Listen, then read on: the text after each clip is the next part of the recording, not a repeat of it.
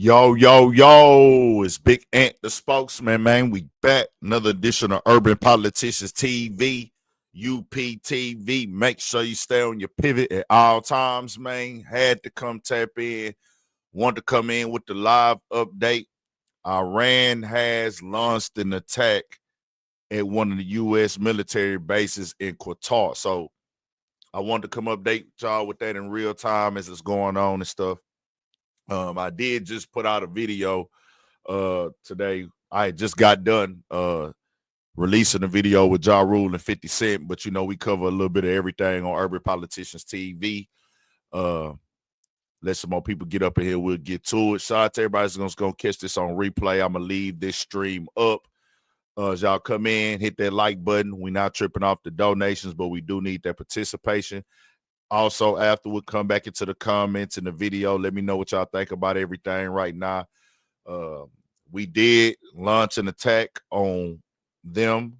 We covered that stream as well Saturday, and they have came back. Now, it's over there. If I'm not mistaken, it's night.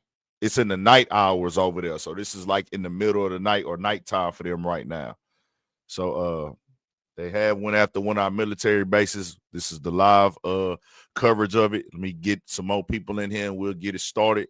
And we just going it and receiving it in real time, man. We're going to go through different news reports. I'm getting that information from them. I'm not tapped in. I'm not in the circle and none of that. It's going to be me interacting with y'all and play it in real time, man. Here we go. There's a war on the way. We don't know. We don't know. Is we going to have a war? I don't know. I'm not the expert, but we'll get y'all the facts. Iranian state TV is reporting that Iran has attacked Give me a a mic U.S. check. airbase in Qatar. Al Udeid Air Base is the largest. This is an ABC News special report. ABC. We're going to go to different news reports. Man. Hi, I'm Diane Macedo. We are interrupting your regular programming with breaking news from the Middle East. Iranian state TV is reporting that Iran has attacked a U.S. airbase in Qatar. Al Udeid Air Base is the largest U.S. airbase in the Middle East, with 10,000 troops estimated to be stationed there. The base is also host to U.S. Central Command's regional headquarters and command facilities for special forces. The report comes after Qatari authorities temporarily suspended air traffic in the country's airspace. Let's go right to our chief foreign correspondent, Ian Pannell in Tel Aviv. Ian, what do we know so far?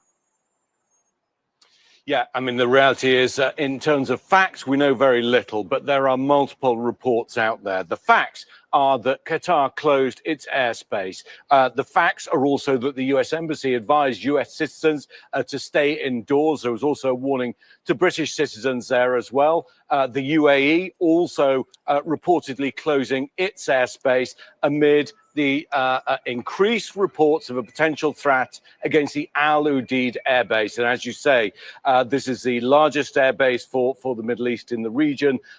It's important not just to house aircraft, but it's important because this is a command and control facility. It's where missions are controlled. I've been to Al Udeid in the past before and seen this huge control room where drones, aircraft are monitored and controlled. And it's possible that the attacks against Iran were orchestrated from here. We know that President Trump and the National Security Council are due to meet. They are also acutely aware of these threats. Our colleague Kira Phillips quoting a defense official saying that they don't behave like this unless the threat itself is credible. We had multiple threats, multiple warnings from Iran that they would indeed retaliate to the US strikes on 3 nuclear facilities. The latest one came from the Iranian president probably only about 40 or 45 minutes ago. He's not a key decision maker. The Ayatollah is in normal circumstances, but these are abnormal circumstances. But again, warning that there would be retaliation. Remember, President Trump and Defense Secretary Hegseth have made it very clear that if there is any kind of retaliation from Iran, that would lead to an even greater response from the United States. But there is precedent here. Remember the former head of the Iranian Revolutionary Guard Corps, General Soleimani. He was assassinated back in 2020 under the first President Trump's first term in office. I was in northern Iraq when Iran responded. They fired at U.S. bases near where we were in Erbil in the north of the country. They fired at U.S. bases elsewhere in the country and on the border near Syria as well. So they have form, if you like. Now, that was a calibrated response. It was one for Iran to say, look, we did respond, but no further. It allowed for a de-escalation. I'm not sure we're in the same territory right now, especially given the very specific threats that the President Trump has made against any of what would happen in the eventuality of any retaliation. But the facts are, there was this threat, there was airspace was closed, and the Israelis also monitoring the situation. There are reports, we have a colleague whose sister lives in Doha, reports of hearing explosions. But we're in this very foggy situation at the moment. We just need to take a breath and look at what possibly could have happened and wait until we get facts issued from the Pentagon and from the White House and potentially from Qatari officials. Sorry, just one other thing worth adding. Of course, you know, these bases have sophisticated air defense of their own, but Qatar also has sophisticated air defense. It has the US Patriot and THAAD missile systems, some of which are being used here in Israel as Iran attacks. So it's possible when people say they've heard explosions that these are intercepts. So at the moment, I think we just need to take our time, deep breath time, and wait and see exactly what's happened. And Ian, it does sound like the Iranians are now calling this operation Annunciation of Victory. I want to bring in our senior political correspondent, Rachel Scott. Hey, you take your breath all you want to. It's real now. For a little bit more on the reaction here. We're also seeing some video from inside Doha. Rachel, what are you watching for in terms of reaction from the U.S., particularly with what we've heard from the president this morning? Well, Diane, I just left the West Wing. I spoke to a senior administration official who told me that the White House, the Department of Defense, they are aware of and they are closely monitoring any potential threats to U.S. troops, even including Al Udeid Air Base in Qatar. We know that's an air base that the president did visit back in May on his first foreign trip to the Middle East. It comes, as Ian was saying, amid these warnings from President Trump himself, but also key members of his administration about any potential retaliation. The president saying directly if future attacks would be far greater and a lot easier. The president saying any retaliation by Iran against the United States of America will be met with far greater than what was witnessed on that initial night that they did strike. We know right now the president, per his public schedule, is meeting with his national security team in the Oval Office. We have watched members of his national security team, including the director of national intelligence, Tulsi Gabbard, make their way into the West Wing as we anticipate more from the White House and this administration on their reaction and next possible steps, as the president has warned. And I want to bring in our chief White House correspondent. All right, we're going to go somewhere else with it real quick, y'all. See what else is going on. We got a few different networks covering it. Donald Trump has not spoken yet, to my understanding. Trying to see what's going on, man. What's new, man?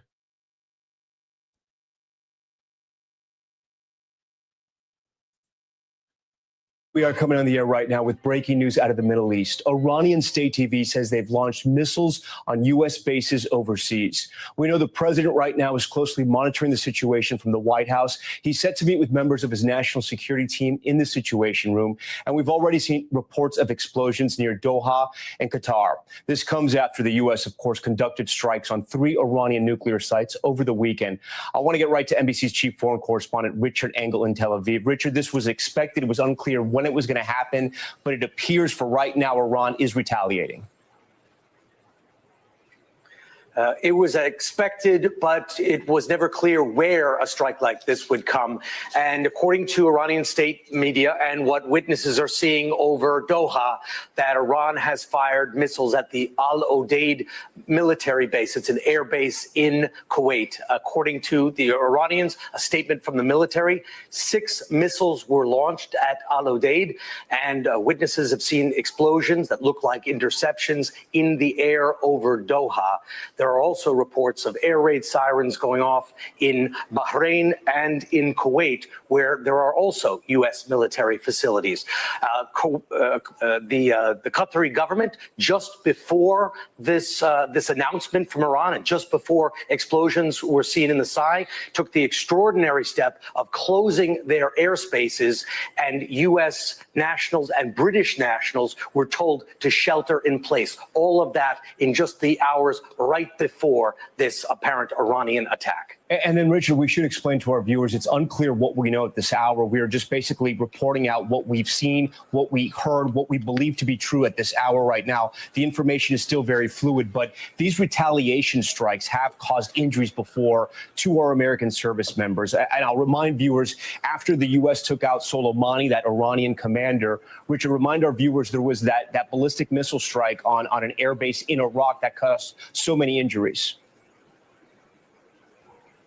So I was on that base shortly after the strike, and after President Trump, during his first administration, killed a top Iranian commander, Qasem Soleimani, who was one of their most notorious, most skilled operators, who had been held responsible for many attacks against the U.S., many attacks against Israel. He was really at the tip of the spear of Iranian special military operations. After President Trump orders his assassination by a drone strike in Iraq, the Iranians responded. They fired, again, ballistic missiles. They hit the Al-Assad base, which is in Iraq, and there were more than 100 injuries. I arrived on the base shortly afterwards, and there were no one was killed in that attack, and President Trump almost ordered a response at the time, but since no one was killed, he pulled back. But I can tell you it was a very close call. There were quite a few soldiers who had a traumatic brain injury because of the shock wave. The ballistic missile almost hit a mess hall. Several people only survived because of where they happened to have been standing, and had they been a few feet in other places, they could have lost their lives. In this case, what we know is based on what we've seen. We've seen images of explosions in the sky over Doha. The Qataris have closed the airspace, and the Iranians say they fired these 6 ballistic missiles at the Al Udeid base in Qatar, which is the largest U.S. military installation in the entire Middle East, generally housing about 8,000 troops. It is a massive facility. We should also mention, just geographically speaking, these countries that have now been targeted, that we believe have been targeted by Iran, are much closer than Israel, so those missiles can get there at a much faster pace. I do want to go to Gabe Gutierrez, who's monitoring everything from the White House. Gabe, the last information we got is that President Trump is monitoring this inside the Situation Room. What else do we know? Yes, Tom, there's a lot of activity here at the White House. And just a few moments ago, I spoke with a senior White House official. We live at the White House now, y'all. Situation Room, along with the Secretary of Defense, Pete Hegseth, and also Chairman of the Joint Chiefs of Staff, General Dan Kane, along with other officials watching this all unfold. Now, as you were saying, it's still very early in this potential attack, but White House officials are watching this. Now, the president was supposed to have a meeting with his national security staff in the Oval Office, a little unusual. Usually that happens in the White House Situation Room.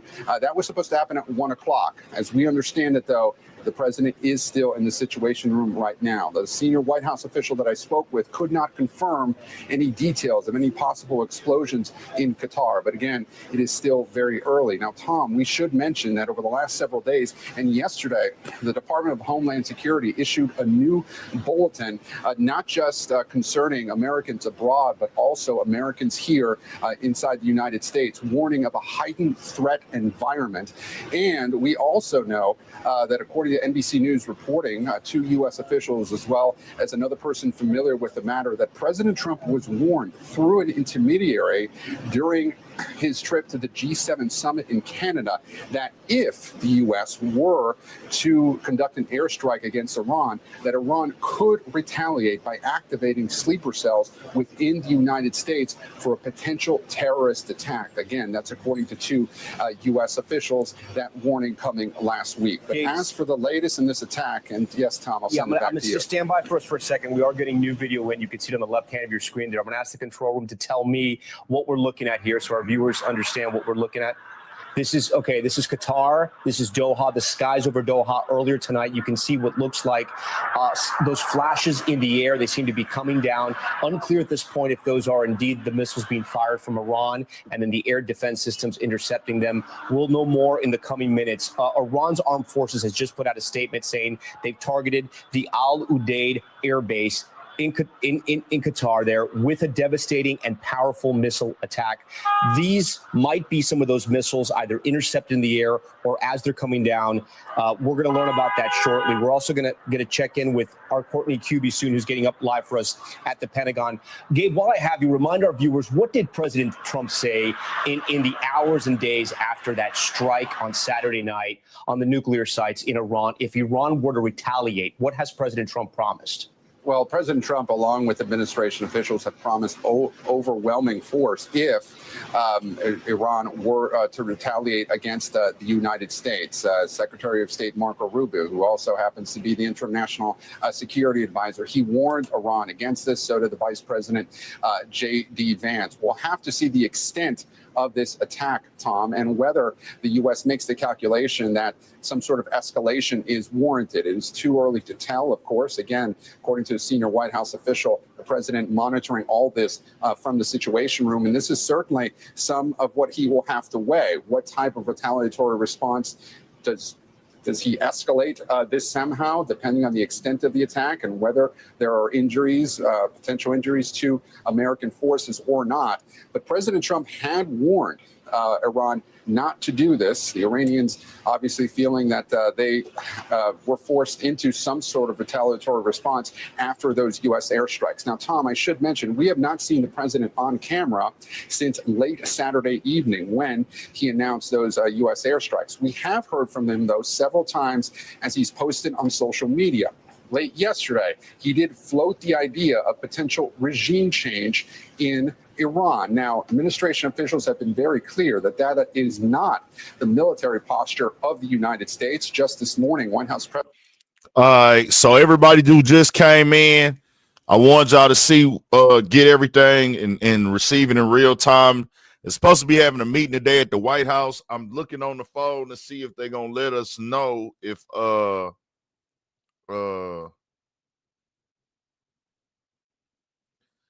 they're gonna let us know about the meeting, or does whatchamacallit have to say? I don't know. I don't know. I can't see nothing up to date. I'm looking on my phone for the other stuff right now, y'all. But what didn't happen is they didn't hit the largest military base in the Middle East, which is Qatar. Say it got about 8,000 troops over there. But to my knowledge, they seen the attack in the air. They was able to shoot the missiles down, to my understanding. So none of it hit a target, but it's just a fact that is a form of retaliation.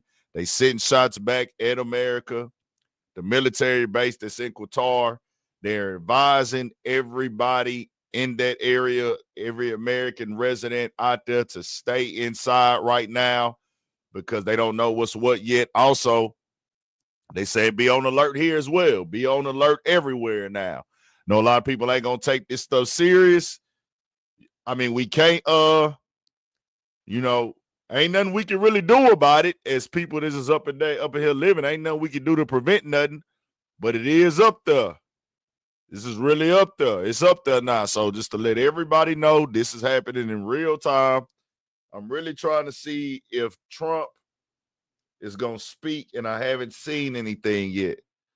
Appreciate everybody tapping in. Hit that like button and turn us up, though. I'm looking for some. Let me see if Donald Trump has said anything. Have they announced? I want to catch it live. It'll be dope if we could catch Donald Trump addressing this attack live.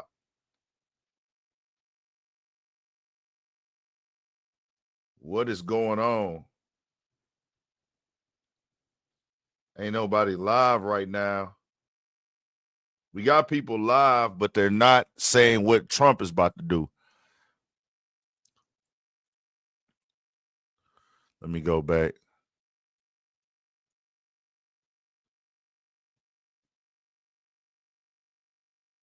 Turn us up. Do y'all stuff.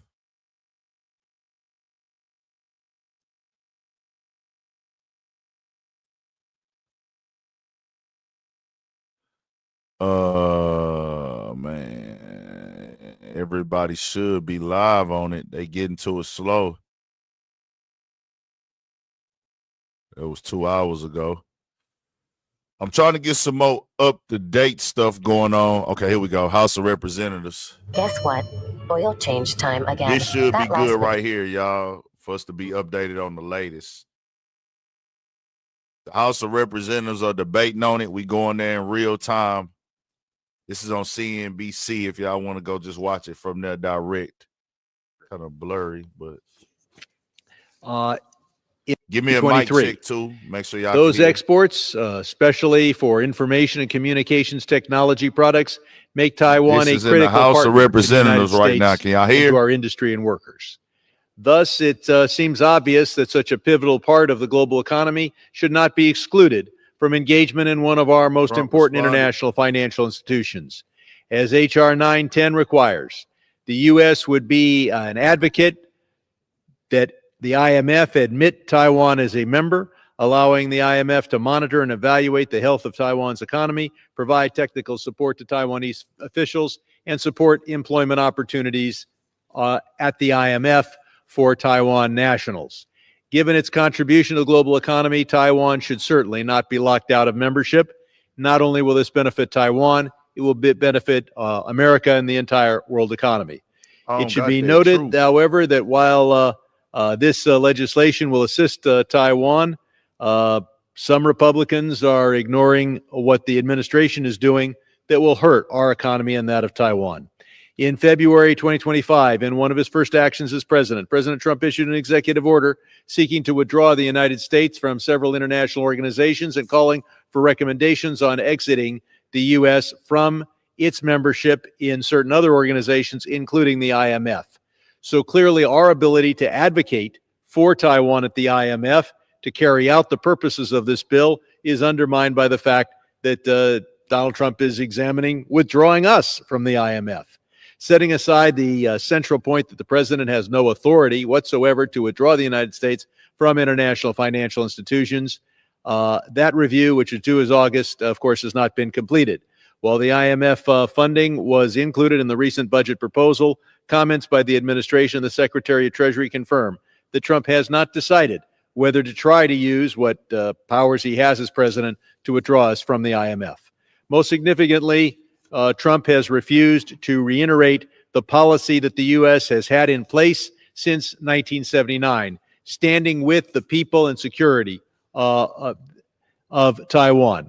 When asked if the U.S. will maintain its decades-old commitment to Taiwan, Trump has repeatedly avoided the easy answer, declaring loudly that he won't provide a direct response.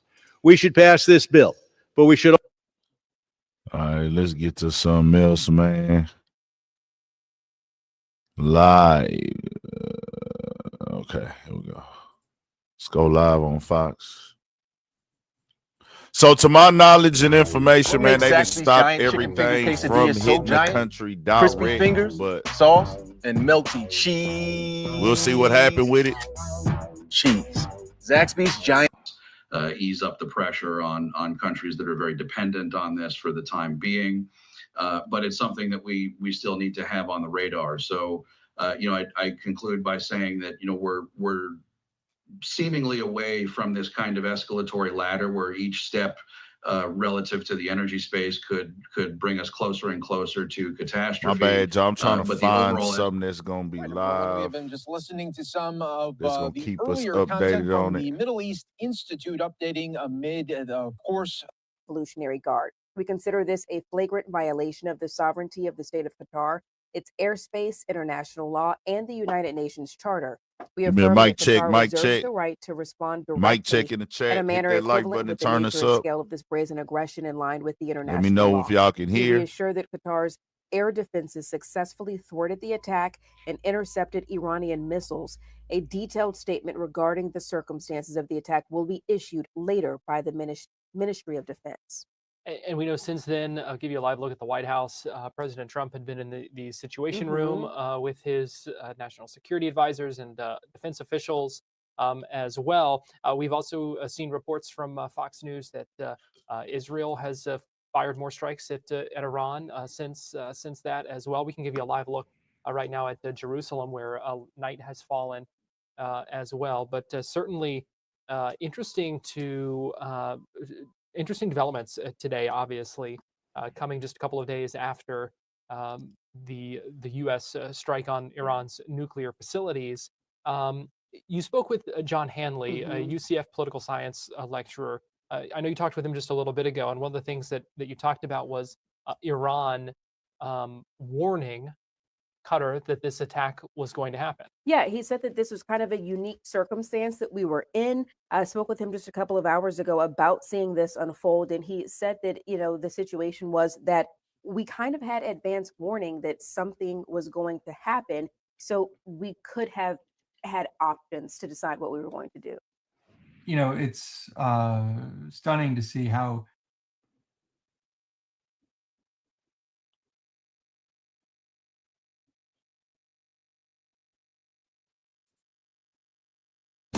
Keep some updated stuff live. 0, 0, 0. Drive new Nissans.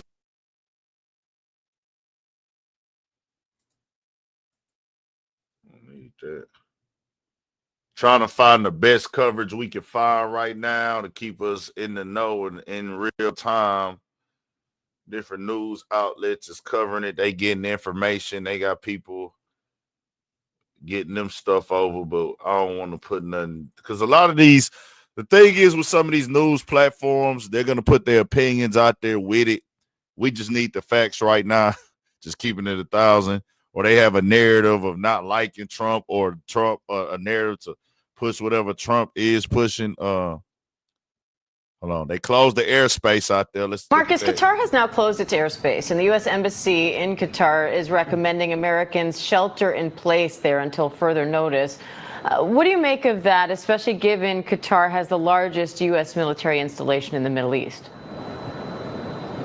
Well, I think it does speak to, Diane, really the concern that there is right now, particularly really across the entire region, about there being some retaliation and exactly what that will look like. Could Iran try to strike American interests in Qatar, as you heard Louis talking about, and also proxy groups that may try to launch an attack. At this point, all we know is that the embassy, as you mentioned, has instructed Americans in Qatar to shelter in place. So to stay where they are, don't be out in the public, keep a very low profile. And they have also, according to officials, temporarily suspended the airspace, closed the airspace there. And that is notable. Real, Diane, man. that's a very rare move, and certainly one that has potentially a knock-on effect when you consider that travel has already been disrupted in a great deal for many days now. And so for Qatar to take this move or take this step is significant. We'll see what happens, but it does speak to the concern right now. Okay, we can confirm now they have closed the airspace over there. They telling all the Americans that's in Qatar, if you're seeing this, stay inside.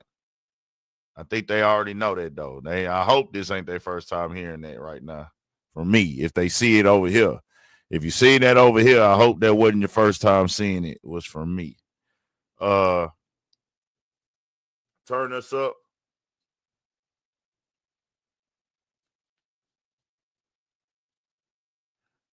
Let's go over.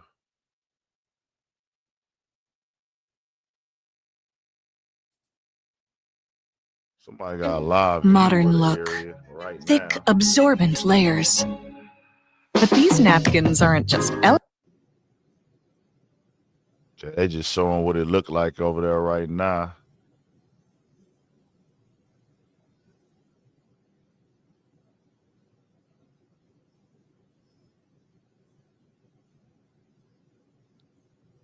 All right, let's go back over here. We're going to find it.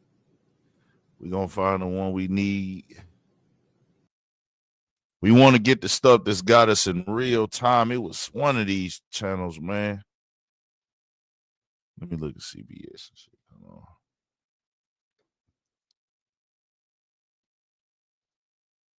I can't find Trump tweet. Let me look at this one. On his Truth platform. Perhaps is we did what we did over the weekend. Iran has now responded in kind.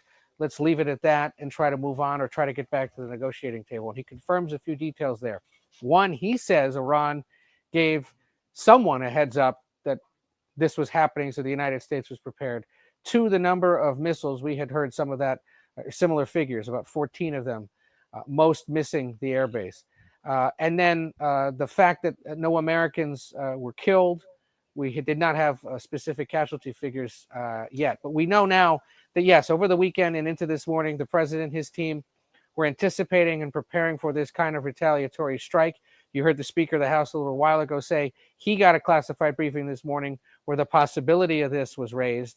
And the early indications came when Qatar closed its airspace earlier today. That was a signal that they were anticipating something happening that could have potentially been far worse. But at least for now, based on what the president is saying, 14 missiles, no American injuries, and in his view, in his hope, the world can move on. Yeah, the latest information, Ed. Thank you. Also, President Trump says the Iranian nuclear sites hit by U.S. strikes were totally destroyed. Can we be certain that all of Iran's enriched uranium was at those sites when the strikes hit? We cannot.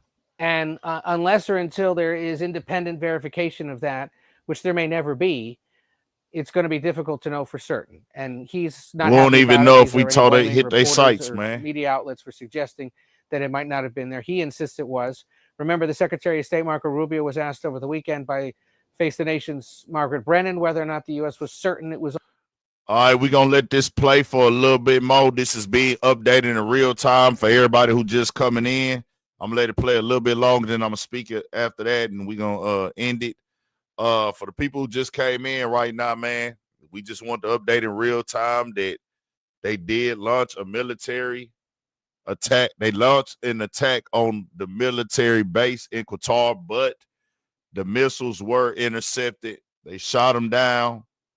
They caught it in real time. They was expecting the attack. They was hitting the base in the Middle East in Qatar. That's the largest American military base over there. They say it holds about 8,000 troops. They say it's a real big compound, but they was already expecting this. They had already locked down air travel earlier today, so they was aware that something was coming, but supposedly nobody killed, nobody lost their life. They want everybody over there on alert, though. If you an American, stay inside your crib because it can get real with the people over there.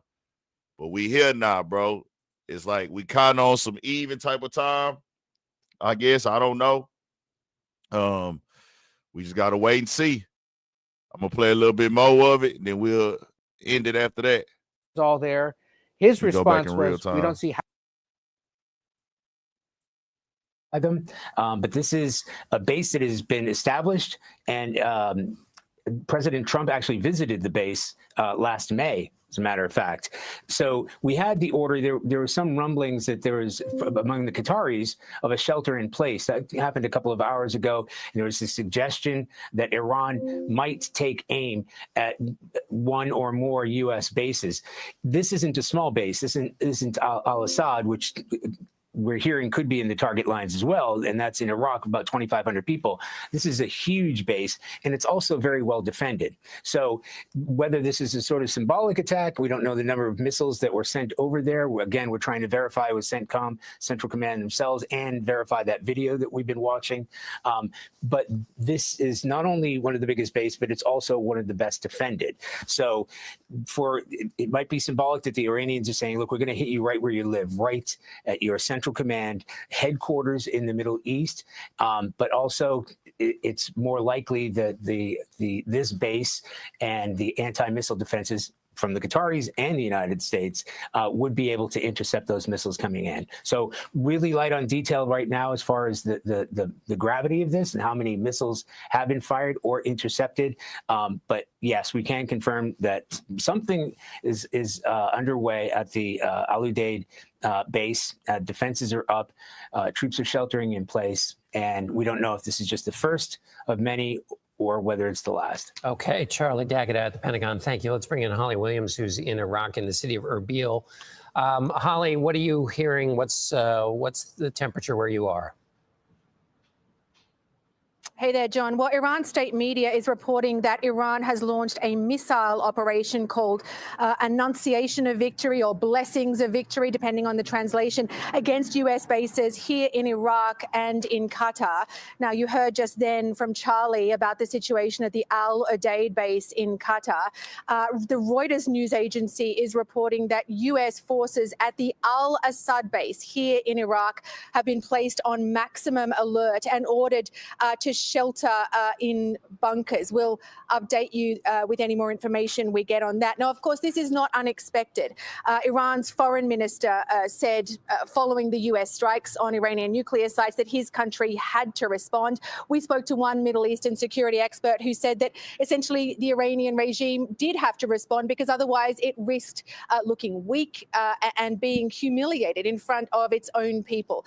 Before this happened, U.S. forces here in the Middle East, and there were around 40,000 U.S. troops here in the Middle East, along with bases scattered across the region. They had been placed on high alert because of a possible Iranian retaliation. Holly Williams, thank you very much for that update. We'll be back to you in a moment. Joining us now is CBS News national security contributor Samantha Vinograd. Sam, what do you make of these reports here in this retaliation for the attacks over the weekend that we knew was coming? What do you make of what we know so far? John, scary moment for sure, but this is exactly what security officials have been preparing for some time. As Charlie noted, this is the home of U.S. Central Command. There are a range of critical assets at this base, drones, aircraft, and more, used for all kinds of operations, including counterterrorism operations. The Qatari Emiri Air Force is also at this base, and all members of the U.S. military have been further adding assets in and around Al Udeid and other large military installations in the region to prevent retaliatory attacks. So as Charlie noted, this may be symbolic in nature. They attacked at a very well-defended base. Iran has a long history of attacking U.S. military facilities in the region, so to a certain extent, we expected this moment. The unknown question at this time is whether this is it, or if Iran is planning to escalate further and switch from attacking a well-defended base to potentially civilian targets. And that's why the U.S. government is warning civilians to shelter in place to the extent possible. I will note, I do have sources indicating that this intelligence was received relatively recently, and that they are combing through intelligence sources to identify again whether this was a one-off or there's more to come. All right, and we'll stop it right there. For everybody that just came in, man, hit that like button and turn us up. We most definitely appreciate all the support. Y'all watching Urban Politicians TV. You know, we try to cover a little bit of everything. We got the Studio 56 podcast going down tomorrow night. Y'all be there. Gonna try to get it rolling at least by 8 o'clock. Studio 56 podcast. We're gonna do it right here on this same channel on the stream. But go subscribe to Studio 56 podcast as well. Shout out to my guys Pook, my guy Twan, Big T, everybody that be supporting us too, everybody that watches. We're going to be covering this a little bit tomorrow, but we're going to cover all the topics as well. Right now, if you're just coming in, you go watch the playback, watch the replay. Shout out to the replay gang. They did come back with an attack. And from what everybody who's familiar with this, everybody that's over there is saying, they were expecting this. They were prepared for this. And it's kind of more of a symbolic thing that they did, meaning they shot the missiles at the U.S. military base knowing that they're going to shoot the missiles down. You know, the only thing they can't tell you is what's next. We up in the air. It is up. We did what, we shot at them the other day. They came right back in retaliation. We can't even say for sure that we took out their nuclear weapons. That can't be confirmed. That was the reason of us attacking from what we've been told, but we cannot guarantee and confirm that they took down the nuclear weapons that they were building. And this just comes from different intelligence, y'all. We be having spies over there. Just know that they got spies over here. They got people over in America watching, paying attention, trying to get inside information, and they sending kites, as that's what they would call them on. They sent the kite. They send, hey, all that is going on. It's real. I seen the nigga say today, hey, man, Trump, let me know what you finna do, because if not, nigga, I ain't finna pay my rent on the first. Pay y'all rent on the first, though. We got 7 days to the end of the month. Niggas is saying, hey, Trump, let us know what's going on, man. Because if not, nigga, I ain't finna pay my rent if we finna go to war. And you kind of start scratching your head there for a second, like, dang, nigga's got a point. Nigga got a point. Nigga got a point, nigga. Oh, it's up. The smoke is there. We ain't in a confirmed war yet, and we not going to push no narratives now. We ain't going to push no lies. We ain't finna go say, oh, nigga, this is not an official war. But we have struck it, and they have struck back. We have sent the message, and they sent the message back. We got 40,000 troops over there, 8,000 at this base at Qatar that they went at. We got a bunch of American people and American citizens living in these other countries. Fam, I can't predict the future, y'all. We can have all these things going on. Well, it's an underlying joke, Matt. When niggas say rent don't got nothing to do with the war, that's just some shit that a nigga will say because it's like, hey, bro, if they finna be over here blowing up shit, nigga, I'm finna be in the crib. If y'all come shut us down, basically, if we finna have to do a shutdown maybe after getting bombed or something, hopefully not. We pray not. We ain't trying to have nobody innocent lose their life or nothing at all. Trust me, I don't want to go to war. I don't make that call, though. I don't make that decision. But niggas is like, hey, bro, if we finna be on some shutdown shit like we was in a pandemic, nigga, I'm finna hold on to all my money, nigga. That's how niggas think. Shit, I think like that. Hey, nigga, y'all finna stop niggas from going to work and all this. Oh, nigga, we finna hold on to this paper. We'll pay it later on, man. So we here now. We in the face of the belly of the beast. You know, it's a lot of people that's with it. It's a lot of people that's against it. I did want to see what Donald Trump had to say. Let me go to Twitter real quick, y'all. Let me go to Twitter and see what we can get over there. I'm going to search Donald Trump on Twitter. Didn't see a whole lot. Let me see. He hasn't posted on Twitter. He's only been on Truth. But let me see what Iran people are saying on Twitter. I'm going to read y'all some of this stuff.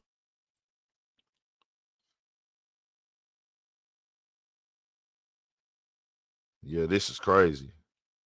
This is crazy. We here now. UO News. Let me go to the latest.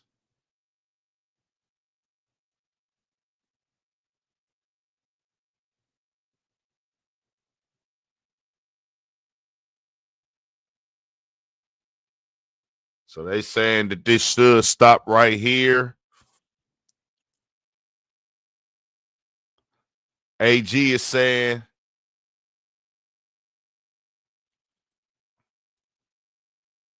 this is really just a symbolic attack.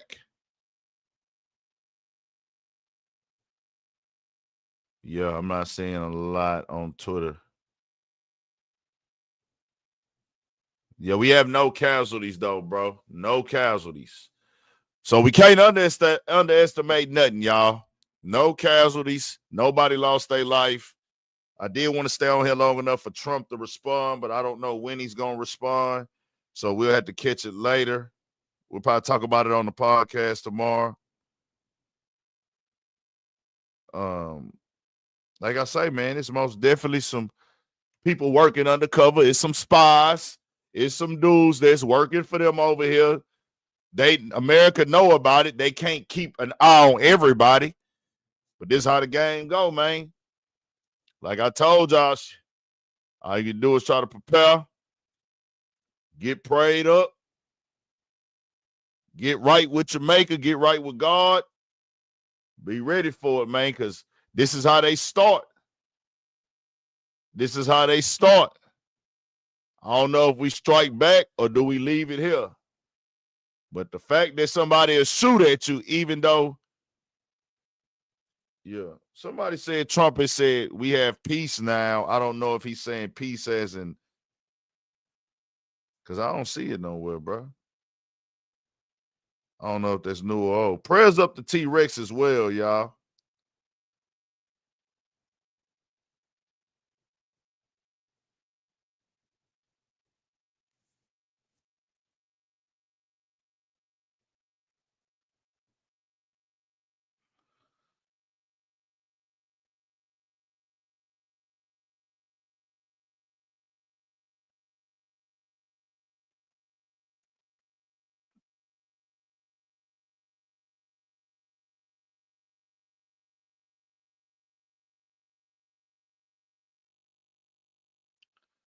All right, man. We'll figure it out then. We here, we rocking. We appreciate everybody tapping into us, man.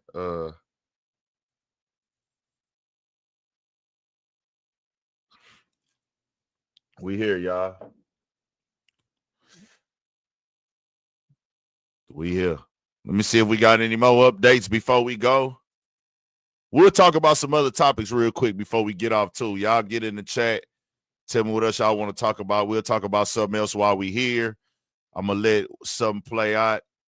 Are they still live on here? I think they are. See what they talking about. Our Money Watch expert Kelly O'Grady is live up next. You're watching CBS News 24/7. They still live on CBS. Let me know what y'all think in the chat about anything, bro. We back. Is there anything else? Hit the like button on if you're leaving already, but we're going to talk about some other topics real quick. We do got the Studio 56 podcast going down tomorrow night. Make sure y'all tap into that. I don't see nobody else going live on it right now. Any questions while we live right now? Anybody else got anything else they want to speak on? And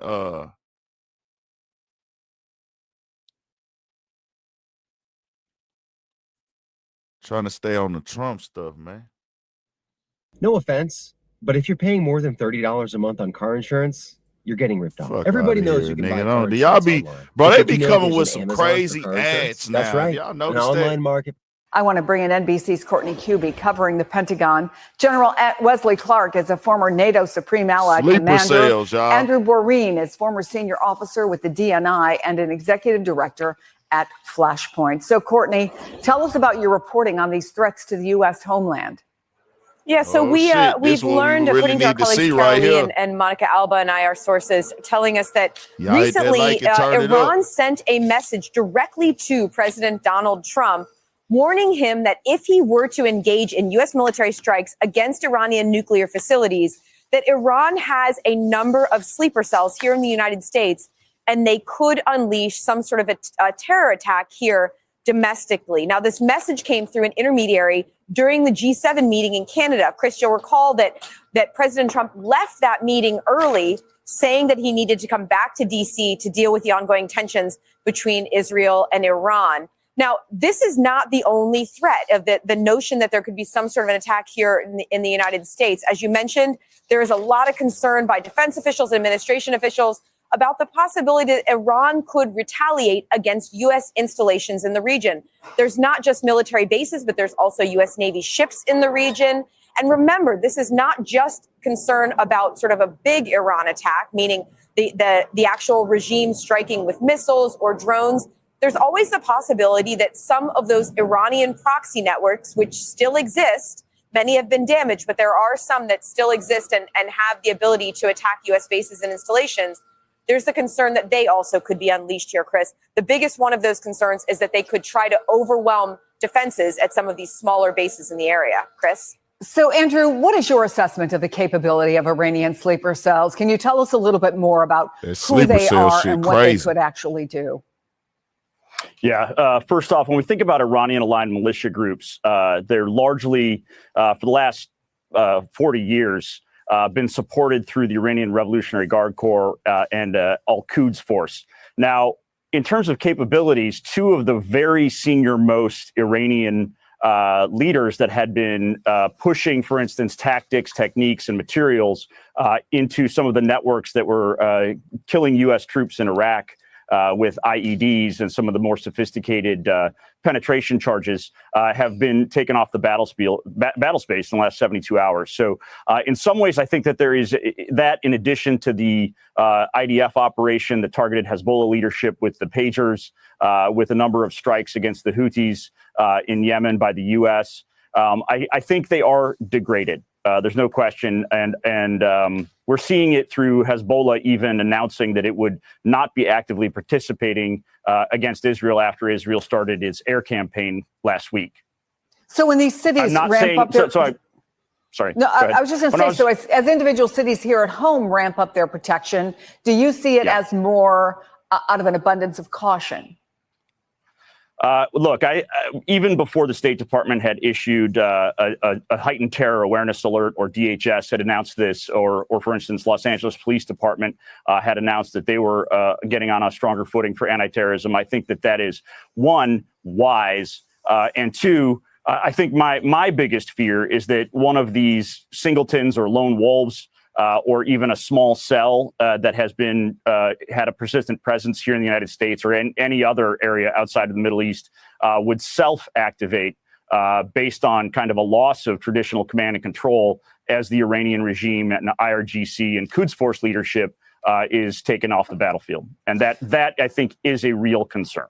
So, General, what do you make of that? I want to look at the big picture and in country as well as out of country. But see what I'm saying, bro? I'm gonna tell you like this: in real life, we finna let it play some more. I know propaganda is real. I know that the media be lying. I know that they push lies and narratives.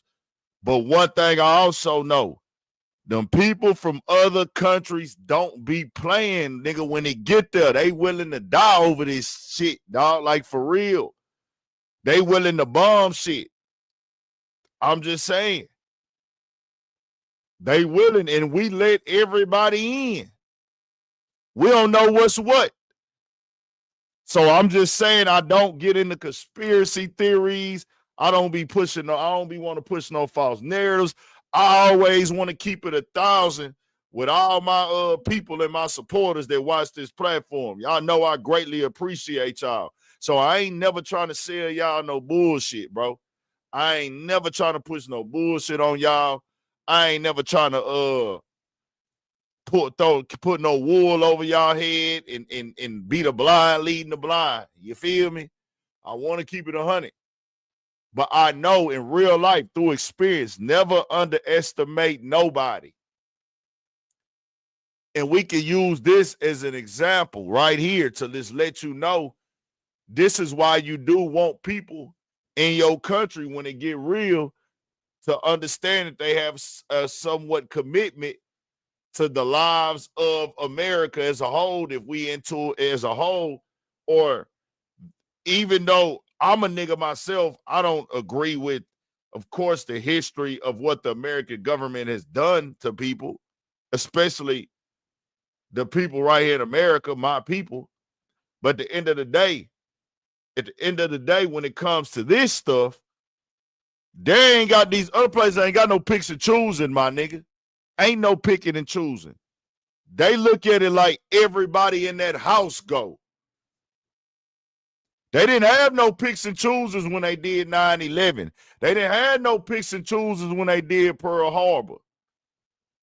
They didn't have no picks and choosers when they went after the Pentagon.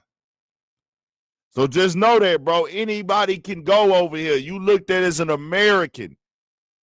And if you looked at as, even no matter if you black, white, whatever, you get looked at as an American, nigga. And you can go.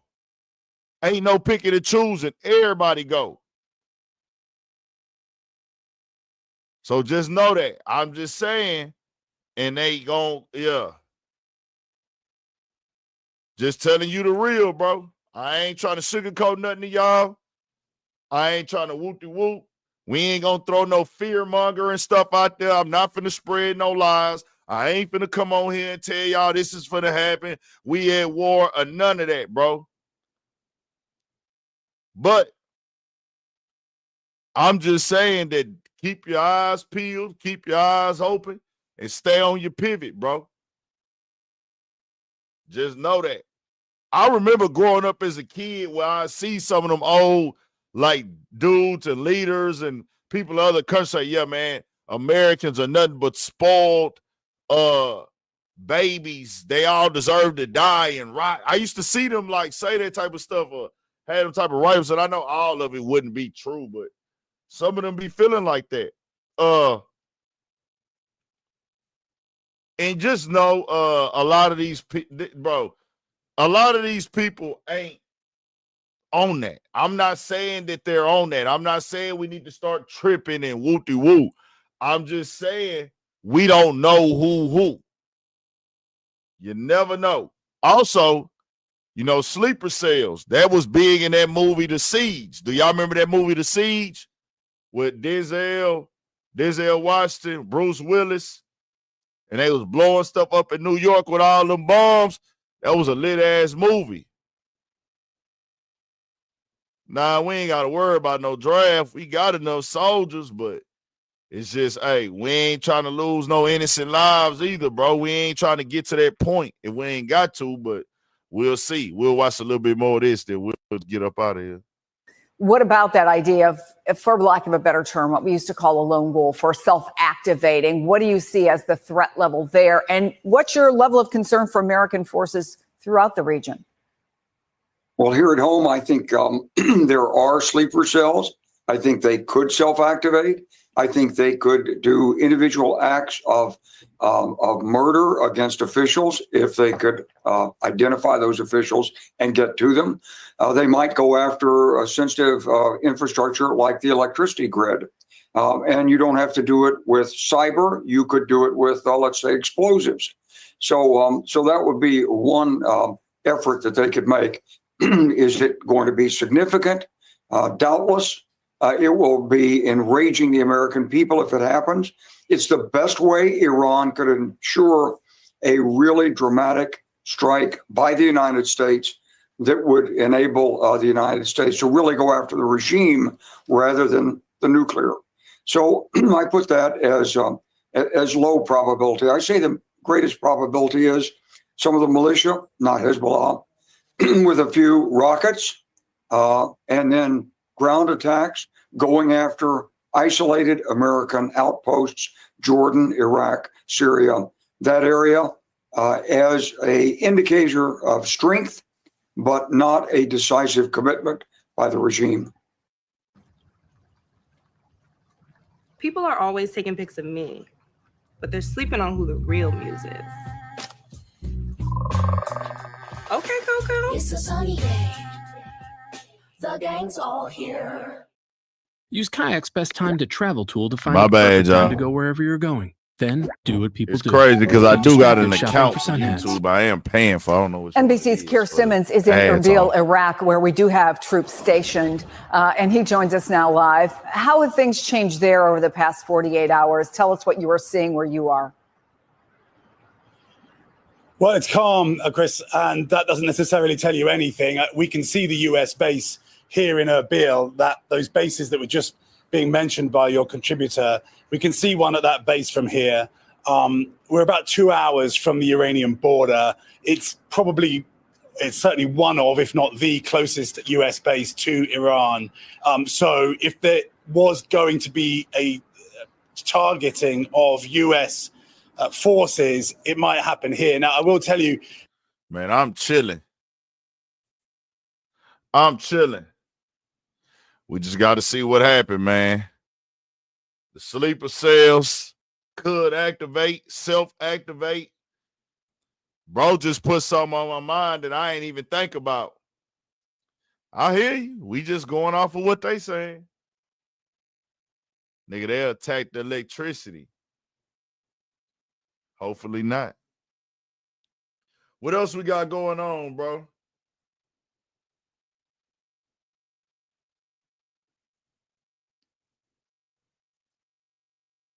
What else we got going on, y'all? We'll get into something else before we get up out of here. Hit that like button and turn us up. Most deaf.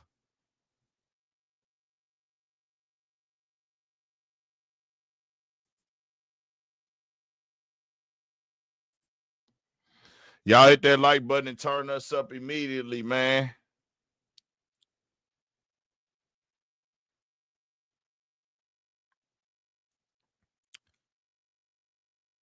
Okay, my boy say, and we back tomorrow too. No character witnesses for Diddy. Nah. They probably feel like it'll be overdoing it. They kind of probably feel like this wouldn't sway the jury's decision either way. Probably just want to focus on their closing arguments. They've already cross-examined everybody, so they probably like, hey, bro, we didn't basically that. It's crazy because we've been shot the ballers on the league. We've been kind of like, I'm not gonna say spoiled. We just got used to being able to see inside the courtroom as of late. But in federal courthouses, they don't have in federal court, they don't have cameras. So we can't really tell. Everybody can report this to us, report that to us, bro. But like, we can't really see how bad or how good the prosecutors and the defense are doing. We just reading it as opposed to being able to be inside the courtroom and see how bad are they making, what's what. Like, oh, did they create a doubt with this? In the courtroom, the main key is discrediting and just completely killing anybody's stand. If you are a defense and a prosecutor puts somebody on the stand, the goal of your legal team is to kill that person's credibility in front of the jury and convince the jury that they are not credible and they have bad intentions. It ain't about what you know, it's about what you can prove, but we'll see. Shot the Ballers only lead. That's probably why I feel like they just said we not gonna have nobody come on because it ain't gonna really do nothing. It's just gonna be like a waste. We could just wait. There's nothing that nobody can come on this stand right now that they can say to make Diddy look good as a character witness.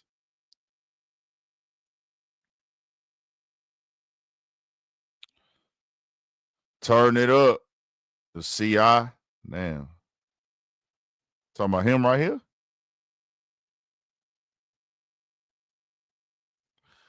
Turn us up, man. Hit that like button.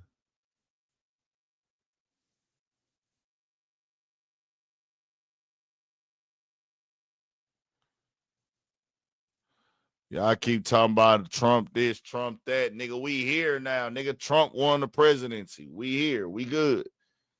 It ain't nothing we can do about it. So to be one business. What's the word, man? Everybody hit that like button and turn us up. How many people we got up in here right now? Let me see.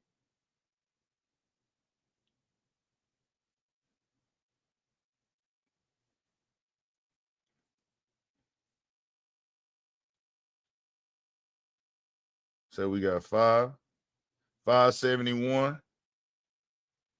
We need at least 100 more likes, man. At least 100 more likes.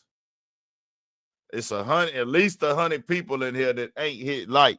We got 500 people watching. We need at least 100 likes. It's at least 100 people in here who ain't hit that like button yet. So hit that like button and turn us up. What else we on today, man? What else we covering today? Real quick while we here. Shout out to Austin, Texas in the building. Shout out to Germany. Shout out to Deborah. Studio 56 podcast. My guy Pook is in the building. We gonna be live tomorrow. Studio 56 podcast. Come tap in with us 8 o'clock. Y'all, the supporters, make sure y'all here between 8 and 9, we'll be going up. We might try to get it out a little bit earlier. We'll see how the day go tomorrow. We be having stuff going on. We be having everything going down. So we gonna figure it out, man. We working. We get it together. Poke did put it together. Figured everything out. We working. Y'all seen that quality last week, man. Poke did put in that work and found out that quality. We got that together. We got the piece we need for the camera. Finna be working the angles and everything. Pook that came through with the live setup and just gave us a major revamp with the Studio 56 podcast, nigga. So y'all make sure y'all tap in with it. Pook that gave us a super live revamp, nigga, and put us in the car. For real. Gave us a live look. If y'all ain't seen it, just be there tomorrow night. We gonna go between 8, 9 maybe. Go check it out. Y'all gonna feel the new setup. If y'all seen the old setup and the old look, watch us work, man. Boys got some super dope lighting, super dope setup, and we gonna get some more camera stuff in the future. All that. We working. We gonna have a lot going on with that Studio 56 podcast. So get up over there and support that. My guy Pook, my guy Twan, Big T. We here. We working, man. Tomorrow night. And go subscribe to the Studio 56 podcast channel. Charleston White fight had me rolling. Are you talking to one about the boy who that kisses boys on camera? Yeah. That's y'all idol, ain't it? A lot of nigga tap dancing over there with Charleston White, ain't it? Y'all asked about it, not me. Y'all find that entertaining? I know I'm a bullshit nigga. But am I lying? Charleston White had a fight. Hot Thoughts TV in the building. Pico.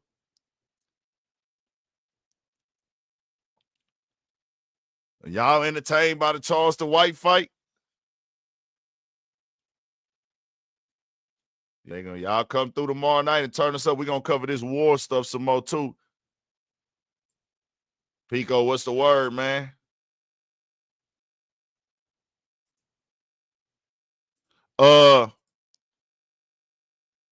Yeah, the Island Boy. The Island Boy is the man that videotaped himself on camera kissing another man. I'm sorry. Once you do that and it's all over the internet, you're not the guy I want to do any type of event with. Let alone get in a boxing ring with you. It's a bunch of dumb, ignorant, unproductive shit. Get y'all money though. Oh yeah, he kissing his brother. Yeah, that's who you got in the ring with. Yeah, that's who Charleston White got in the ring with. Y'all, his first celebrity boxing match was with a dude that set up the camera and recorded himself kissing his brother in the mouth. Yeah, them the niggas that y'all salute and respect though. I'll chill on it. That's y'all savior? All right. Of course, anybody you watch enough, you watch me enough, you'll think I'm funny. If you watch me enough, you'll think that I'm funny. If you watch this person enough, you'll start to think that they starting to make a lot of sense. So that's all cool and fine and dandy, bro. If you like Charleston White, you like him. If you think he funny, you think he funny. He can be entertaining. I've laughed at some of the shit throughout the years that he said on the internet. But you can't pop it to me. Just saying. Can't no nigga pop it to me. Hey, if me saying that makes me a hater for a nigga who pop it like he the big dog, like he the speaker for the black community, and he's the guy, but every week or two he's over here doing a lot of junking and driving and carrying on and putting on for this weirdo Aiden Ross and getting these boxing rings so he can get him a check, but then try to make it like, oh, he gets to do whatever he wants to do and say whatever he wants to say about black people and our culture and everything that we got going on, while he go over here and do monkey tap dance and shit. Nah, nigga. I'll be a hater. If that's what you call it. It's not hate, it's truth. Let me tell you something, bro. I have good structure. I have good foundation. You niggas calling me a hater is not going to affect me, bro. It's not. I was raised with parents. I was raised with family. I have a very big family. We had our family reunion on Saturday. I was raised under God. A goofy old nigga like Charleston White don't dictate nothing with me, man. Just keeping it all the way 1,000. Y'all let these niggas on the internet tell y'all how to think like they y'all daddies. Y'all let them dictate when you is and supposed to feel away. Nigga, I got a mind of my own, nigga. Just saying. I don't got to go wait to see what a rapper say to think that it's cool or not. I don't try to go do everything that rappers do. Now, are rappers and entertainers and actors and athletes influential? Of course. Have I been influenced by rappers? Of course. But I'm a grown man, and nigga, I make my own decisions. When I say I'm going to do something, I'm going to do it because I want to do it. Not because I don't have a mind of my own. Well, let me see what this nigga got to say. Let me see what he got to say. If he say it's cool, that means it's cool. No, nigga. The worst thing a nigga can not have is a mind of his own, bro. The worst thing a nigga cannot have is a mind of his own. We have our own minds over here. Know how y'all do it where y'all from. And we do have a lot of people out here who will follow us as well. And I don't mind having a leader. I'm not a leader. I'm not a leader. I'm not a role model. I'm not living this righteous life that everybody should be following. I don't have all the answers.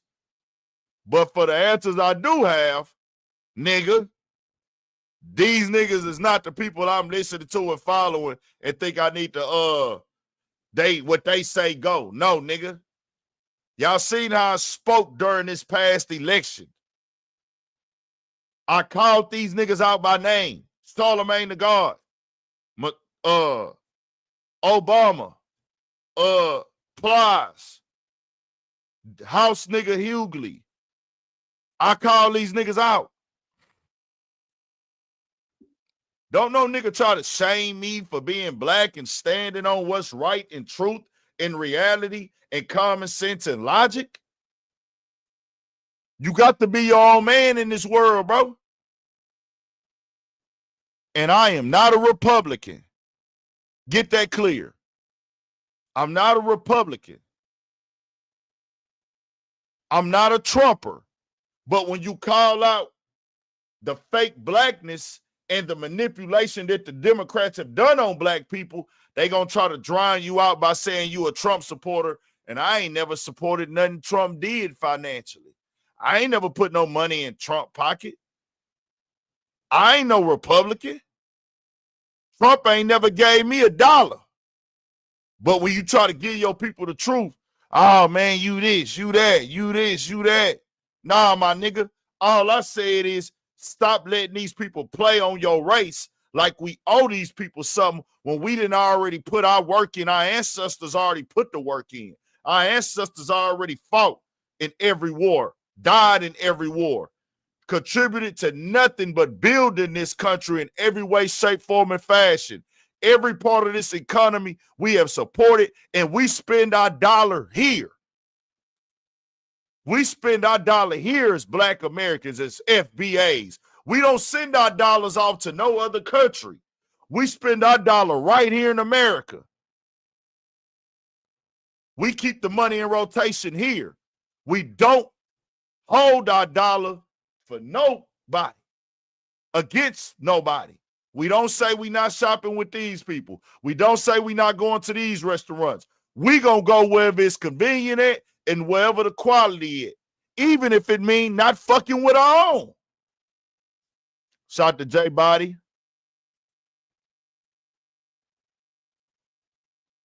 Shout out to J Body, super sticker. Appreciate that donation. We ain't the people that go around, oh, this is black, whoop-de-whoop. If a nigga got some bullshit, we ain't gonna buy the nigga bullshit. If a white man got some good shit, he ain't disrespecting us, we gonna spend with the white man. That's how we is. So, nigga, don't ever try to tell me nothing about being no black man in America, my nigga, when it comes to what we have contributed to this shit. We done did our part. So I'm going to call it out, nigga. Don't play on no blackness. Somebody said what I think about Holly injury. Man, that's one of the ones. A lot of moves that the players make now, bro. A lot of quick pivots, jab steps, jumping off that, putting that weight on that back leg, and then niggas' legs already be having hamstrings or calf injuries.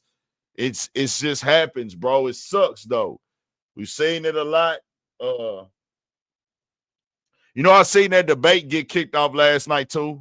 Niggas saying high-top shoes. I was always raised that niggas need to hoop in high-top shoes. When I used to play ball as a kid, hoop in high-top shoes and hoop in socks that go above your ankles and give you ankle support. But I'll say this, a lot of the NBA players now, their ankles and feet be taped up. So they already kind of like have the support. It's just one of them unfortunate things, man. But OKC won it. Everybody in the NBA might could have been different.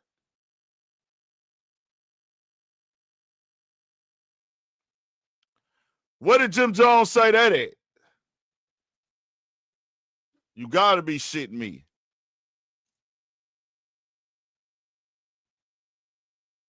Jim Jones didn't say that.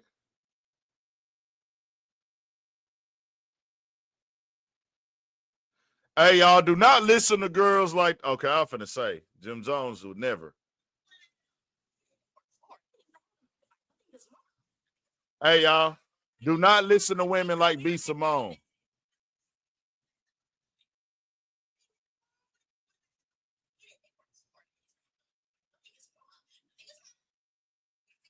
Prayers up to T-Rex.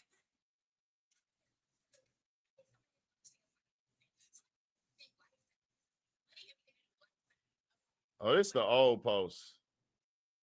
That's an old video, my bad. I remember she said that. B. Simone is going viral right now because she is going through some financial things, and she's like, she can't shop in Bloomingdale's. She got to shop at H&M, and it's bothering her, and she's crying. Like I tell y'all, I make it very clear. I'm an H-Time nigga. I'm going to ball off $100. I'm going to ball off $1,000. I'm going to ball with fit. We going to ball regardless in H-Time. All that old worshiping who got the most money shit, that shit is for losers and insecure people, bro. Yes, you need to be out here going hard as you can and get your paper. Yes, you got to grind. Yes, as a man, you got to provide. Yes, you got to go get it. Yes, if you want to lock in and make that paper, you got to really lock in, and you supposed to get out here and do your best. But everybody not going to be rich. It just is what it is. And just because you're not rich don't mean that you're a failure. Success ain't all about money. Yeah, they been on her head, though, because she didn't went through the life cycle of going broke. She done went through the life cycle of going broke, and that's what's going to always happen, bro. The game going to always be up and down. Yeah, Jim Jones is tripping, man. Jim Jones, I don't even know what B. Simone is really known for. I came across her on the blogs. I really don't know what she do. I just seen her takes on the internet, and I was like, yeah, I'll stay away from her. That's not my type. I just don't like that mentality. Money should never make you. You should always make the money. Understand that. Never sell your soul for $1.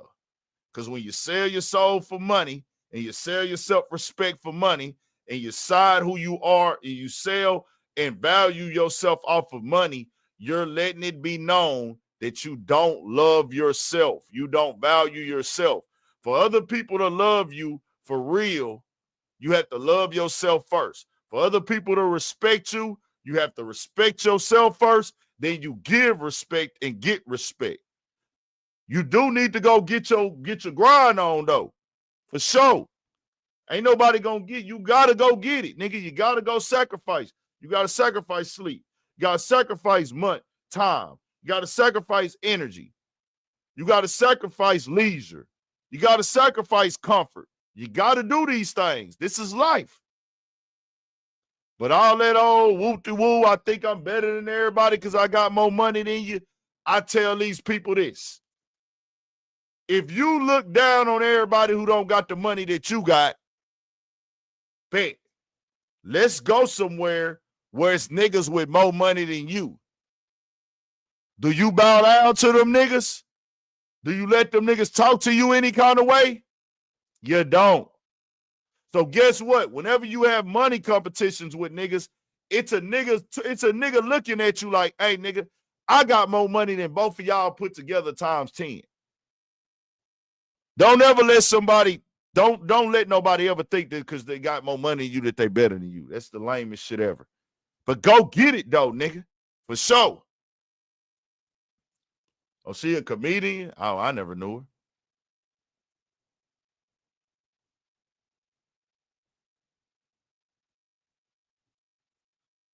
Yeah, we don't know about the sleeper cells yet. I don't know. Yeah, that Charles White fight was garbage. Well, I didn't see it. I can't say the fight was garbage. I didn't see it. I seen that people were talking about it on the internet and people came in here talking about it. But I'm not interested. I don't want to watch anything with the Island Boys. Them niggas woke up and kissed each other on the mouth and tried to promote that to our culture and our community. These dudes want to be viewed and seen and be adjacent and aligned with hip-hop and our culture. But they want to get on camera and kiss each other in the mouth, and then they try to make that shit be a thing that we do in our culture. No, nigga. Fuck out of here. I ain't supporting nothing them niggas got going on, nigga. Jim Jones is really putting a stain on his persona. Let me say that's the best way to do it. What Jim Jones done brought to this culture, bro, we done gave him his flowers for it. Everybody know. We with that. We salute Jim Jones like, nigga, you done did it. You putting out quality music as well. But if you get caught up in being a character, bro, that character starts to overshadow everything you've done. And right now, your main headline in the game is the fact you going on these rants and these things in these interviews that are completely not true, bro. And you going at hip-hop royalty, as in Nas. The fact that Nas hasn't even responded to you already just, the fact that he hasn't responded to you is already bad. Shout out to Hot Thoughts TV, man. I had dropped that link up in there. Thought I did. Oh, no, my boy might be busy. Like I say, yeah. But that's the thing about trolling, bro. See, this is the issue we have now, right? When people can't get they self popping, they say, well, you know what? I'm going to go start doing stupid shit. I'm going to start going saying and doing clown shit. That's not cool, bro. If you a cool nigga, you ain't got to do no clown shit to be a part of the conversation. Because now people is looking at you like a clown. This is not making you make more money. This is temporary. That's why I don't pick up and chase clout. Because once you chase clout, now every time you want to make a name or you want to promote something, you got to go do some clout chasing shit. So that makes you a clout chaser. Why be a clout chaser? Clout chasing is not cool, y'all. Clout chasing is not cool. Clout chasing will never be cool. Especially when you out there pushing lies. Now, it's a difference between marketing and just saying, hey, my marketing is going to be on the internet just saying a bunch of stupid shit that don't make no sense. Jim is actually aging his fan base, saying a bunch of dudes in their 40s, but he's 48. Jim Jones, I was in school when y'all came out. I was in school. So me being in school and not being 40 yet, me being in school and not being 40, that means that, nigga, your fan base is supporters because you're 48. You're shitting on your fan base like they don't matter. But those are the guys that got you where you at. Jim Jones, your music sold to more niggas, and the niggas kept, yeah, you had some smashes. Balling, we all fucked with Hustler PME. We all fucked with Summer with Miami. I fucked with Certified Gangsters. I said that on repeat. All that shit, Jim. I fucks with it. I told y'all what Jim Jones did for me when I was out here in H-Town. Out here in H-Town when he was out here. I had a show we went to. I showed y'all the show the other night. Sauce was there too. Propane was there. They was all on stage with Jim Jones. The promoters didn't have Jim Jones money. Nigga, Jim Jones came up. Jim Jones came up and nigga showed some love. Hey, man, they ain't had a paper. He got on stage. They ain't had a paper. Cameron and Joel's didn't even come show their face. Cameron and Joel's like, them niggas ain't got our money. We not even coming to the stage. Jim Jones came to the stage and said, look, man, they ain't had the money right. So Jim, and he's like, Cam and Joel's ain't coming. But he said, man, I fuck with H-Time. Y'all have always shown me a gang of love. I got to perform because I fuck with H-Time. Jim Jones did that. I saluted that, nigga. I paid hard-earned money for that concert for the Dipset reunion. That was like 2018. I got some of it on camera.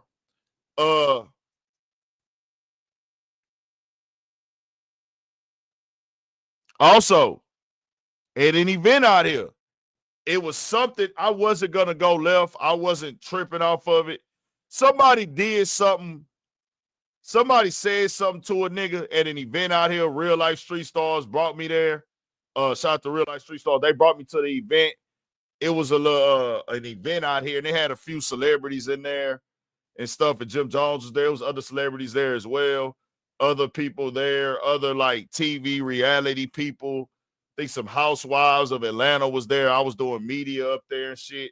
Real Life invited me. I was there kicking it with them. And man, was this 2020? Maybe 2021? 2020, maybe 2021.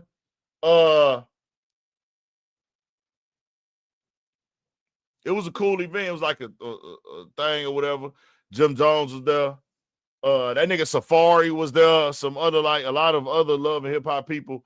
But a dude said something to me, and I was talking to Jim Jones. We had a little conversation, and then a dude that said something, we don't got to get exactly what was said. And I wasn't really tripping on it, but it was one of them things that if you say to a nigga, it could turn up possibly. And I wasn't on that. But, you know, Jim Jones had been outside a lot. He knows that's how shit gets started. Jim Jones immediately jumped in and was like, hold on, bro, I got you, bro. And he grabbed me up and like, nah, I got you, bro, I got you. Come on, bro, you good. You know, I rock with you. Jim Jones don't know me, but he didn't want something to escalate with somebody else, and he just showed love. So it was support from Jim Jones. Philosopher, what's the deal, man? Yo, what's good? I just be thinking Jimmy be just trolling, like he said, bro. But like you said, when trolling goes wrong, when keeping it real goes wrong, and that's not the first time he did that. He did the same thing against Styles P. I'm like, bro. And Pusha T. Like, bro, you can't even, one thing niggas know, like niggas really know about Jimmy. Jimmy's not even really a rapper like that. Let's just be honest, bro. He don't write his music, bro. Yeah. He don't write his music. Max B wrote Ballin', bro. Summer Miami. He had a lot of help from J.R. writers. They signed J.R. writers. That Dominican boy, he's from Harlem and Washington Heights. My New York niggas know what I'm talking about. Jimmy was never they wrote his music. POME was written by other people. Yeah. So you can never be on a Nas platform or pedestal. Max B wrote Ballin'. And then try to get Max B to sign the rights to Ballin'. That was that's why another reason they were beefing. Yeah. You see? I'll just say this. It's one of them things, bro. It's just one of them things where it's like, shit, where do we go with this shit, man? Like, I just think for Jim Jones, bro, it's not a good look because you putting yourself in you're clowning right now. You could call it marketing, but you're doing things that you know are not honest and not real for attention, bro. That's not it. That's just not the way. Like, that ain't never been cool in our culture. Nobody wants to be looked at as the clown. You know what I'm saying? Nobody wants to be seen as the clown. Nobody wants to be known as the nigga at the circus. And you doing a lot of circus act stuff right now. I'm like, dog, your legacy, what you did in the game, Jim Jones, and what we respect you for and fuck with you for, niggas can't take that away. But the more that you do stuff like this, bro, and I would tell Jim Jones this, like, do your stuff, dog. But the more and more you do stuff like this, it makes the fans, and that's any age bracket. That ain't just 40-year-olds, nigga, or 50-year-olds. Hey, bro, that nigga is not who the nigga that I thought he was. I've had to say that with a lot of rappers. You finding out now, bro. You finding out. Bro, listen. Like, I've had to do that with a lot of rappers. Hey, bro, you're not the nigga that I thought you was. Because it's a lot of rappers that's lit, and they don't got to do this. I believe in confidence. I respect them on that. But when you start talking about the numbers and this and this and that, it's like, nah, bro, come on. And then you went at Sharp, and then you got on Sharp. People were trying to say, I was like, nah, Shannon ain't wrong. You're supposed to be like, hey, man, I know you smoke, man. What he told him, I know you for smoke. real. And then he went to taking it to working out, like, and then even Shannon had to throw his head, but I know you ain't talking about the gym, Jimmy, with me, out of all people. Mister, I bench press and work out all day long. I'm known for that. Jimmy problem is this, man. You ever notice, like you say, when you start acting like a clown and people start to look at you as that, and that's when people are going to start digging more into his history. And then people are going to, like you said, find out that you ain't really that. Like, niggas is like, some of us already knew that, like, he's from the Bronx, but really he's repping Harlem like a fool. You know what I mean? Mm-hmm. People call them out on certain things, on like that lingerie. Well, ain't he from both? In a way, yeah. No, his grandmother was from there. He used to go over there when his grandma died. He really from the X. He's from the Bronx, bro. It's like when he was wearing that see-through tank top, that with the turtleneck. Remember that purple shit? You could see his nipples through. I remember that. That was the weirdest thing. Like, see, that's what things like that. Or him getting ran out of his own hood by some Brooklyn niggas. You got Biggie's Little C's chase them out of Rucker Park. I'll be damned if I'm repping my city and your crew come and beat my ass at the basketball game. You got caught slipping shit. It's part of the game. Talking shit to a whole group, you know what I mean? And you're right, it is part of the game. That's another thing he got caught up doing. Finding out that he used to tongue kiss his mama. That's weird, bro. He should have never exposed that type of shit. I'll just say this.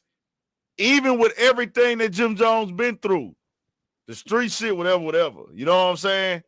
That's another thing. It's gonna be people that's always on that. That's that.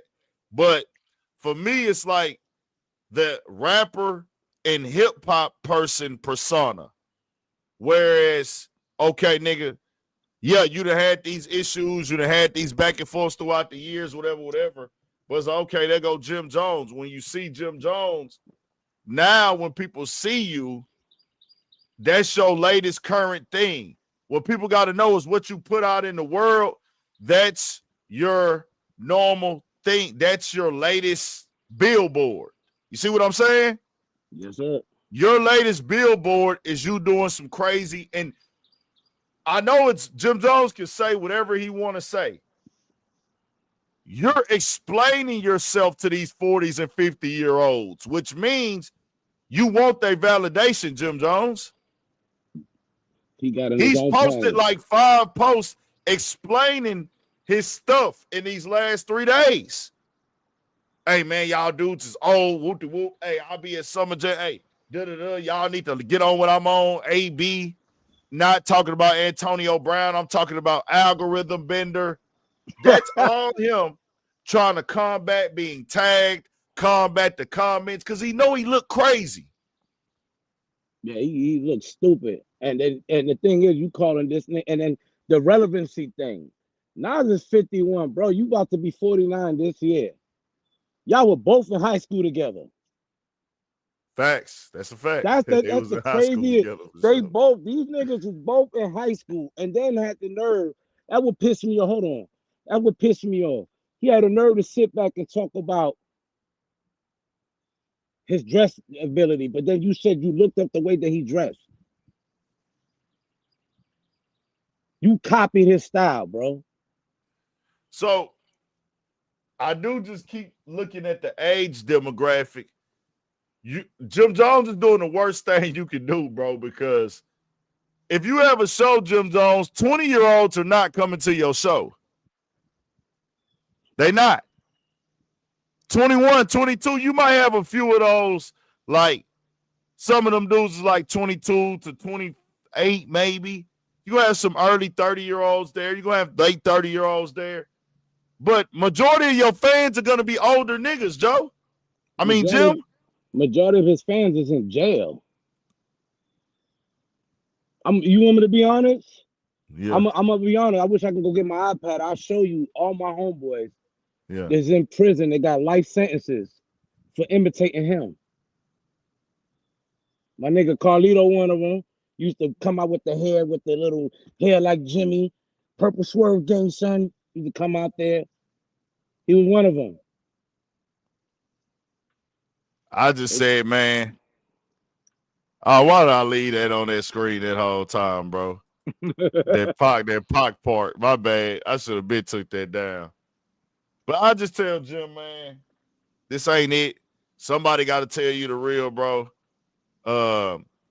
You don't want that. You don't want that. Then it's like, let's keep it a band. If I could get booked as a rapper for a Summer Jam, I would. If I have an artist, and if you are an artist, you should go to Summer Jam. If they gonna book you to perform, you should be perform for the big radio station shows that they gonna book you and have you there. And you could go market, network, get an interview, or just, have them promote you on their platforms, get write-ups, all that, go. And if it's in your city and you a fan, go. But that crowd be the weakest shit ever. That Summer Jam shit be so fucking weak in New York.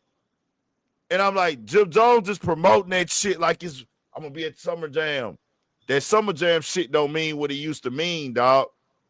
Not no more. That Rolling Loud shit then wore that shit out. These rappers going on these tours then wore this shit out.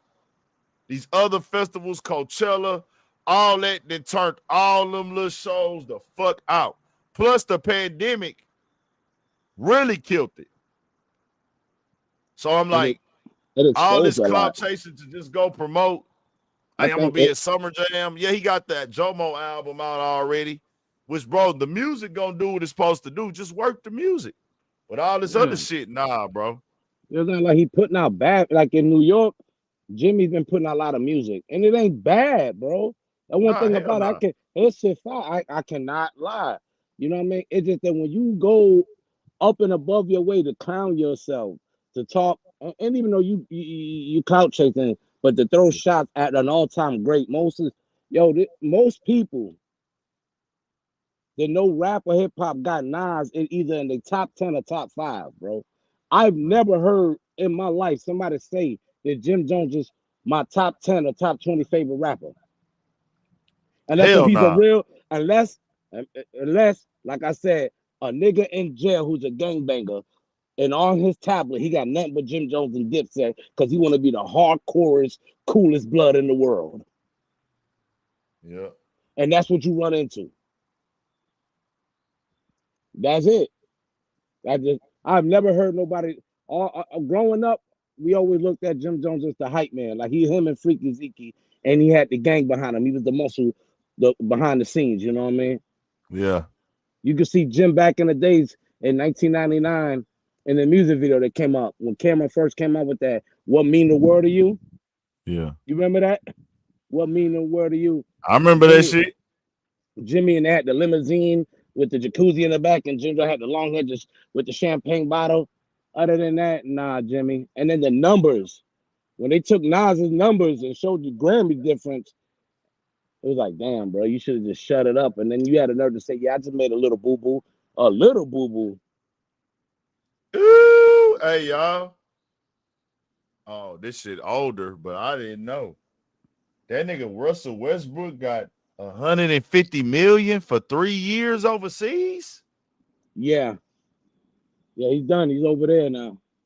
I didn't even fucking see that, nigga. That is a fucking what? And that shit ain't being taxed, right?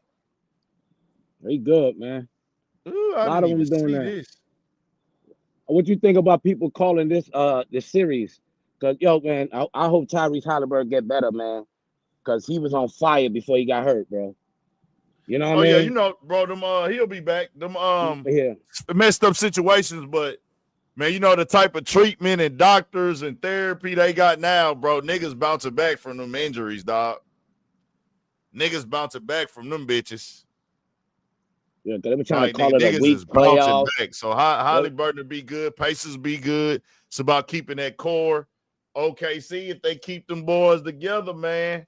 Bro, they set up with the draft picks. Their cap space is kind of, I think they still got to pay SGS. I don't know if he got a kicker. No, one of them trades got to. They're going to keep Alex Caruso. They were smart. Don't get rid of Alex Caruso. He's a pest. That's one you do not get rid of, that bald-headed fucker. You got to keep him. And I don't know. I think they'd be doing good. My Knicks suck, man. I know in Houston, man, y'all got Durant, man.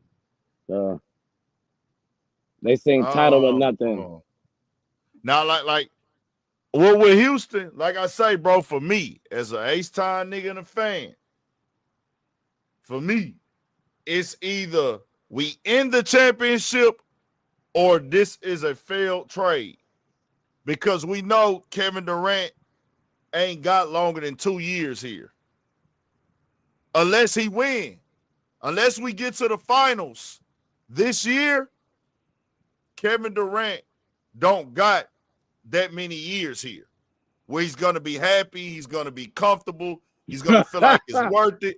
Like, so if you come here and you don't win, it's not like, hey, we got 4 years that we finna build with Kevin Durant. No, Kevin Durant is 37 already. He's already 37. So if you do that, that's fake news with Russell Westbrook. Let me see. So if you do that, you bring Kevin Durant in, you have now said, bro, come on. This your team now. But we let go of the future that already had us at the number 2 seed.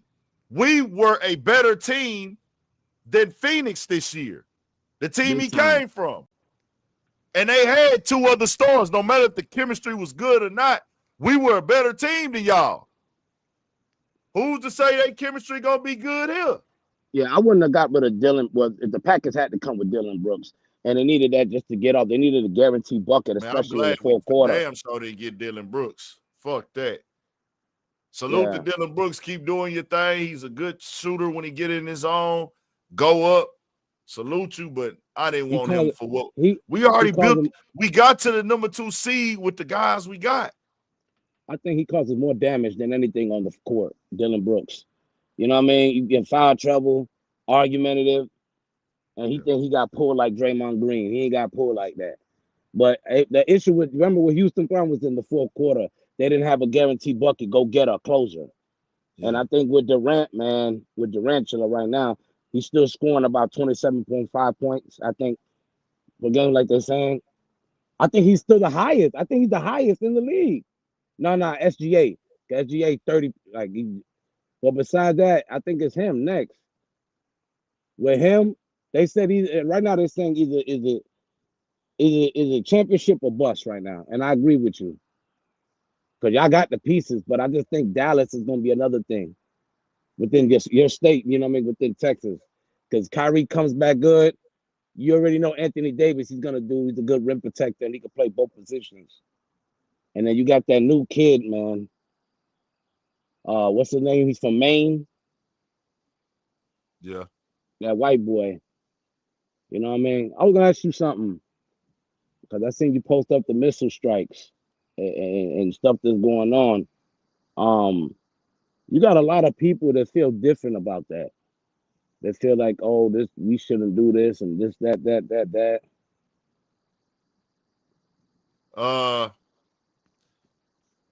I don't know, bro. I really don't. It's like one of them things that I don't make the decision. You know what I'm saying? Yeah. But shit, the decision made, nigga. We here now when it come to this. Shit, I gotta ride. I gotta ride with where I'm from. Now I ain't trying to go kill nobody in the war, and I ain't in the military. But shit, nigga, every American is a fucking enemy if it's a war. No matter what. No matter what, nigga, you can be the most positive person ever. Nigga, you an enemy to the people if we in war. If we at war, they ain't gonna operate how we gonna operate. We ain't gonna go over here and say every person from that country is an enemy to us. That ain't how we operate. But other countries, oh nah, nigga, you an enemy, nigga. If you an American, nigga, you standing out like a slow sore thumb and all that. Yeah, because a lot of people are just trying to figure out what's the big deal with Israel? Why America doing Israel's dirty work so they can go over there? A lot of people feel like they're gonna take over, obliviate that area. Then you're gonna start seeing a bunch of gas stations, Walmarts maybe. You know what I mean? And a Rothschild bank being put there, so they could put those people in debt and have them work without interest. You know what I mean? Put them under their. You get what I'm trying to say? And I mean, we've always backed them. And man, we know what it is. Like we've always backed them, and we stayed committed through it all. Once you align yourself with somebody, especially America, when we align ourselves to somebody and they helping keeping things in rotation, man, we always gonna be in some shit. Always, man, always. And guess what? But now I'm about to get up off here and take care of some stuff. Go holler at my pops, man, and I'm gonna get up with y'all. Y'all stay up, man. I appreciate y'all tapping in. Salute, we'll keep brother. y'all updated. On shout out to my boy Lassa too, man. Go tap into him. Go subscribe. Lassa 86, man. We rocking. We'll be back again. We're gonna be live tomorrow night too, but then we'll be back some more on some stuff. Turn my guy Lassa up, man. I gotta go run. I'm finna go pull up on my pops. I really got caught up and a little bit behind time. But we all good. We outside with it. Y'all stay up, stay blessed, all that, man. 1,000 for shit show. Stay on your pivot.